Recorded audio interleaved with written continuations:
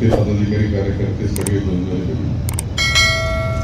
आपल्या या नूतन वास्तूचं हे भूमिपूजन आपण केलेलं आहे. अमृतवाहिनी बँकेच्या इथं आता सांगितलं 1130 कोटी रुपयाचा एकंदर उलाढाल, आर्थिक उलाढाल आपण पूर्ण केली आहे. आणि ही उलाढाल म्हणजे साधा आकडा नाहीये, इतका व्यवहार आपण ठरवलेला आहे सगळा. 1000 कोटी पार करणं याचा अर्थ आपल्या जी संस्था असते की राज्याच्या आणि देशाच्या ज्या वेगळ्या बँका असतात उलाढालीच्या, त्याच्यामध्ये 1000 पार केलं तर वेगळा दर्जा त्यांना मिळतो. तसा दर्जा आपल्या या बँकेला सुद्धा मिळालेला आहे. या सगळ्या याच्यामध्ये बँकिंग ही विषय अवघड असतो. माधवरावांनी सांगितलं तर खरं आहे. जो बँक संस्था चालवतो ना त्याला कळतं ते किती अवघड असतो विषय. घेणारा घेत असतो, येत असतो, हेलपाटे घेतो, नंतर आपण हेलपाटे मारायची वसुली करतो. राग येतो माणसाला, दिलं नाही तरी राग येतो, वसुली गेलं तरी राग येतो. त्यामुळे माणूस असा पाहावा लागतो की निवडणूक लढवायचा नाही असं म्हणून शोधावं लागतं मला. त्यामुळेच मुद्दाम आपण अशा पद्धतीनं सुधाकरराव जोशी हे युनियन बँकेचा अनुभव आयुष्यभरचा होता त्यांचा.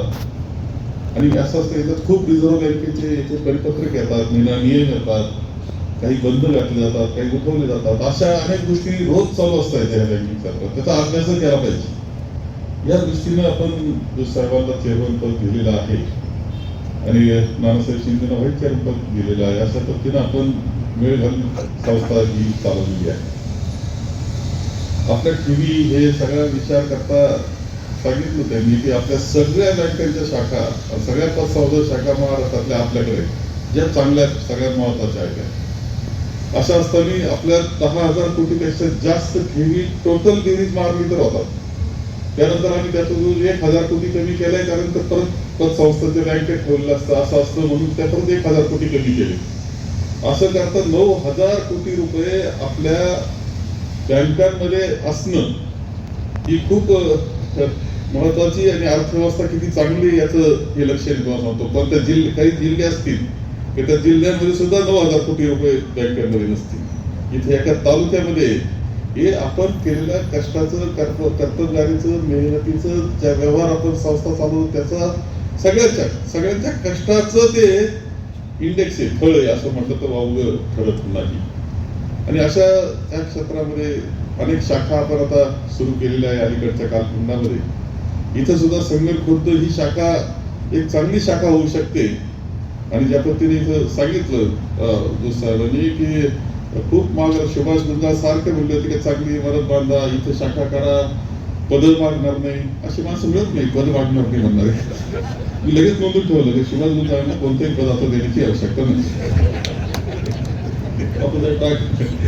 नावं घ्यायचं नाही तसं. गमतीनं जरी बोलायचं ठरलं तरी इच्छा त्याच्यातून त्यांनी दाखवली. आणि ही शाखा इथं शेतकी संघाची ही जागा आहे, शेतकरी येणे करून आपण घेतलेली आहे. लवकरच इथं एक चांगली वास्तू होईल अशा दृष्टीनं आपण प्रयत्न करतोय. विशेषतः एक बँक म्हणून चांगल्या पद्धतीनं राहील, कार्यालय राहील. याच्या व्यतिरिक्त तुम्ही इथं हे करताय काय, म्हणजे लॉकर्सची व्यवस्था केली जाईल. एक हॉल सुद्धा आपण वापरतो आणि एक आपल्याला बसायला उठायला हॉल, जे कधी गरज ठरली मीटिंग करायची तर असा म्हणून इथं एक हॉल सुद्धा इथं आपण अशा प्रकारे करतो. एक परत स्टोरेज जे सगळं रेकॉर्ड ठेवण्याच्या दृष्टीनं इव्हन सर्व्हर जो असतो ना तो सुद्धा एक महत्वाची गोष्ट असते ना. आता नवीन कॉम्प्युटरच्या क्षेत्रामध्ये सर्व्हरची एक रूम करावं लागते. या सगळ्या गोष्टी इथे आता एक महत्वाचं केंद्र हे आपलं हे होणार आहे. आणि म्हणून आजचं भूमिपूजन आपण केलेलं. अर्थव्यवस्थेची चर्चा करत असताना माधवरावांनी सांगितलं ते अत्यंत खरं आहे की अर्थव्यवस्था ही का अशी झाली याचा विचार करत असताना त्याच्यामध्ये आपल्या असलेल्या सहकारी संस्था, त्यामध्ये असलेलं शेतकऱ्यांचं योगदान, त्यामध्ये होणारं जे काही उत्पादकता असते. सहसा असं की विकास दर काढणं हा एक त्याच्यातला एक प्रकार असतो. विकास दर काढण्याचा अर्थ असा की उत्पादन खर्चापेक्षा किती चांगला भाव मिळाला हे ज्यावेळेस काढलं जातं त्यावेळेस उत्पादन खर्च तो हे विकास दर काढला जातो. आपला देशाचा विकास दर हा सगळ्यात चांगला असतो याचं कारण शेती हे असतं. आणि शेती सगळा ताण सहन देत असते. ताण जो असतो म्हणजे अर्थव्यवस्थेचा ताण सहन करण्याची क्षमता ही शेतकऱ्याची आणि शेतीची असते. त्यामुळं कुठेतरी आपण दिसतं की आज सगळीकडे मंदीची लाट असताना आपल्याकडे नसते.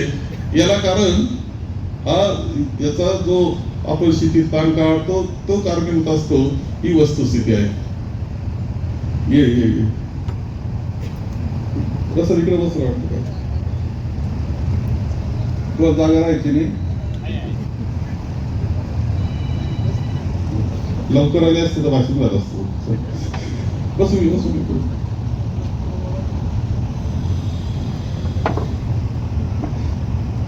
आपल्या साखर कारखाना आपण पाहतो अत्यंत सुंदर पद्धतीनं चाललेला साखर कारखाना आहे. कोजनरेशन चांगल्या पद्धतीने चाललेलं आहे.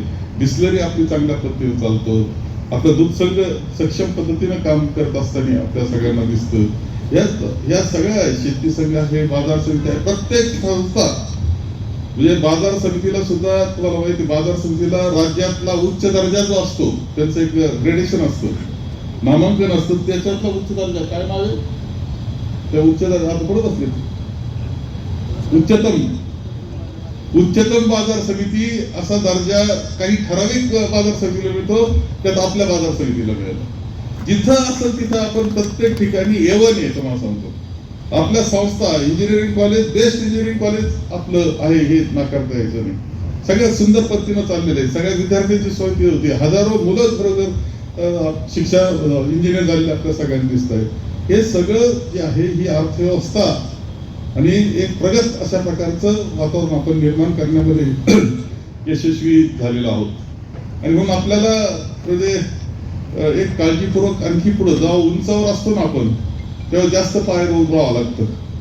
वारं जास्त लागत असतं. तसं वारं लागलं तुम्हाला आणि जरी थोडा धक्का बसला असला तरी पुन्हा एकदा पाय रोवून राहण्याची गरज ही तुम्हाला सगळ्यांना आहे. ही वस्तुस्थिती तुम्हाला सांगतो. जर अर्थव्यवस्थेचं आणि सगळ्या तालुक्याचं महत्व टिकवायचं असेल तर निळवंड्याचं पाणी आलं तिकडे निळवंड्याचं पाणी शहराला आलं. आनंद शहरामध्ये मी म्हणतो असतो शहरात एक भाषण करताना मी सांगतो की बऱ्याच वेळा काश्मीरला आपण गेलो आणि 4 दिवस थांबलो ना 5व्या दिवशी काश्मीर वाटत नाही.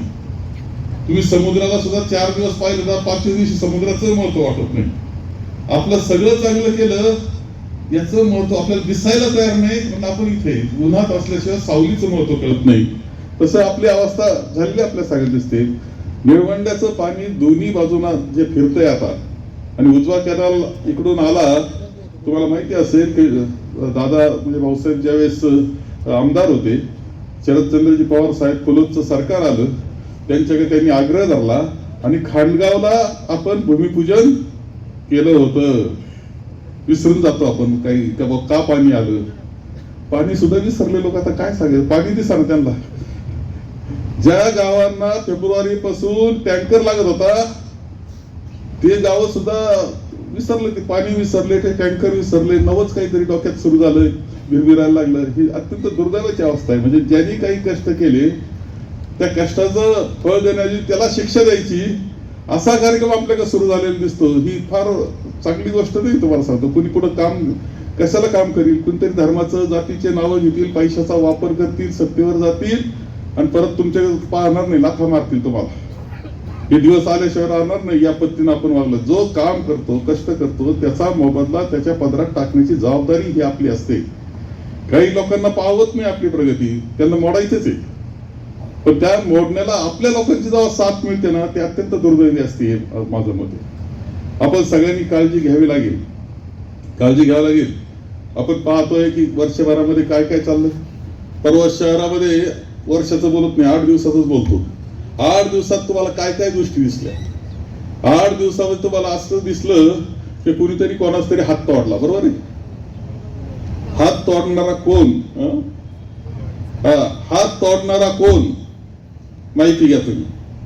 कुठं राहतो, कुठं बसतो, कोणत्या गाडीत फिरतो तुम्हाला लक्षात येईल. आणि कशा नशा केला जातात, नशेचे परिणाम काय तुम्हाला काय दिसतं. कुणीतरी एक जण कोणत्या तरी पक्षाचा पदाधिकारी, भाजपचा पदाधिकारी, काय 40 लाखाच्या गोळ्या, एक गोळी घातली का 2 दिवस तर साठा सापडतो. त्याचा कोण, कुठून आला हा साठा. कोण आहे या अंमली पदार्थाचा माफिया? पूर्वी कधी नव्हता तो तालुक्यात येतोय कसा? तुम्हाला विचार करण्याची वेळ बरं का. खरं सांगतो, पैशा करता माणसं हप्ता प्रकार कधी नव्हता, खंडणी प्रकार कधी नव्हता, कधी ऐकायला मिळत नव्हतं. ते आता ऐकायला मिळायला लागलं. हप्ते काय हप्ते, कुठं हप्तेच? रोडचा हप्ता, याचा हप्ता, त्याचा हप्ता, खाटी खाण्याचा हप्ता, तिकडं अंमली पदार्थाचा हप्ता. हे हप्ते आले कुठून? कोण घेतं हप्ते? या प्रवृत्ती या तालुक्यात घुसतायत कुठून? तुम्ही कदाचित डोक्यात, ग्रामीण भागातल्या लोकांच्या डोक्यात असं तेव्हा ते शहरात घडतंय, आपलं काय तिकडं जळतंय, आपला काय संबंध आहे? शहरात होत असेल, इकडे काय आपला संबंध नाही. शहरात आपले पोरं येतात, एवढं लक्षात ठेवा. येतात ना मुलं सगळे. चटई जर लागली ना परत आयुष्यातून उठत नाही बरं का. आणखी एक लक्षात घ्या, एकदा लागली ती सवय तर तो आयुष्यात उरकत नाही. आणि तुम्हाला 5वी 6वी 7वी 8वी हे मुलं पहिले बाधित होतात. कॉलेजचे पोरं नंतर. या सगळ्या गोष्टी लक्षात घेतल्या पाहिजे. कुठे मिळतात त्या गोळ्या, कुठे मिळतात इंजेक्शन, कुठे मिळायला लागलं तर ते काही पेय, कुठं ते सिगरेटी निरनिळ्या प्रकारच्या आल्यात. एवढ्या घुसल्या कुठून? कुणी घुसू दिल्या? अत्यंत गंभीर विषय आहे.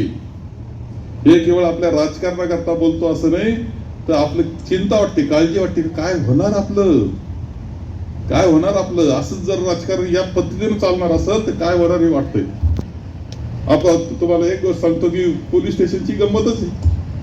इथल्या शहर पोलीस स्टेशनला PI बसलेला पोलीस स्टेशन मध्ये, त्याच्या पुढे 2 गुंडांनी मारामारी केली. FIR त्याचा. तुम्ही जर PIच्या पुढे वर्दीवर असताना जर मारामारी करीत असेल गुंड, आणि PI जर पाहत बसत असेल, त्यांना 2 कटपटीत मारायला नको का दोघांच्या 2? नंतर आज झालं का PIलाच मारायला धावले काही. फार सुस्वाभाविक PI दिसत आहे. म्हणजे मारा म्हटलं नाही एवढं बरं. काय चाललंय, कुठं चाललंय आपलं तालुका? मी विचारलं काय भानगडी, काय चाललंय? म्हणजे काय झालं तर मोठ्याचे कार्यकर्ते तर 2 कानबाटीत मारायचं, त्या नेत्याला सांगायचं की तुझे लोक असे वागतात म्हणून. सांगायला नको? राईट का शिस्त? जिथं पोलीस इन्स्पेक्टर जर इथं सुरक्षित नसेल तर तुम्हाला सुद्धा फिरता यायचं नाही बरं का लवकर. मला लक्षात ठेवा. कोणी कोणाला मारेल. त्या श्रीरामपूरला काय झालं? अध्यक्षाला मारलं, त्याला किडनॅप केलं, मारलं. परत दुसरं त्या आदिबाई त्या नगराध्यक्ष राहिलेले आहेत, अनुराधाताई, त्यांची गाडी त्या अस्तानी फोडली आणि त्यांचं सगळं आतलं घेऊन परत घेऊन पळाले. संगमनेर याच्याविषयी वेगळं राहणार नाही, कारण केंद्र ते लक्षात ठेवा. ती माणसं इकडे येत आहेत, भाषण करायला लागले स्टँड पुढं. कधी येत नव्हते, येऊ शकत नव्हते. ते स्टँडवर सन्मानानं त्यांचा सत्कार होतो, ते भाषण करतायत. तुम्हाला मार्गदर्शन करणार. अंमली पदार्थाची माफिया ही परिस्थिती आज होते आहे.